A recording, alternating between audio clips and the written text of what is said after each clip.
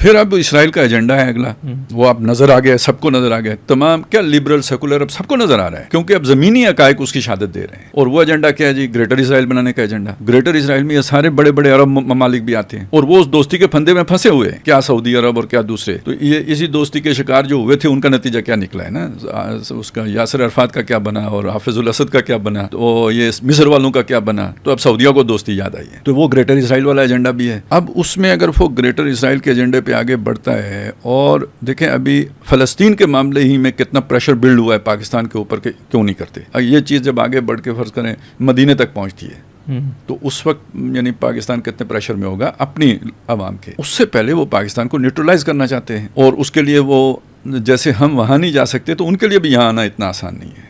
تو بہترین ان کے لیے مورچہ جو بنتا ہے وہ مورچہ ان کے لیے بنتا ہے انڈیا. تو کوئی ایک فیکٹر نہیں ہے یار، ملٹیپل فیکٹرز ہیں. ہر لیئر اپنی جگہ پہ ایک شافی اور مکمل دلیل ہے. اگر کوئی مانے تو، نہ مانے تو پھر جس نے آنکھیں بند کر کے رکھنی ہے وہ اب بھی کہے گا نہیں اسرائیل کو ہم سے کیا.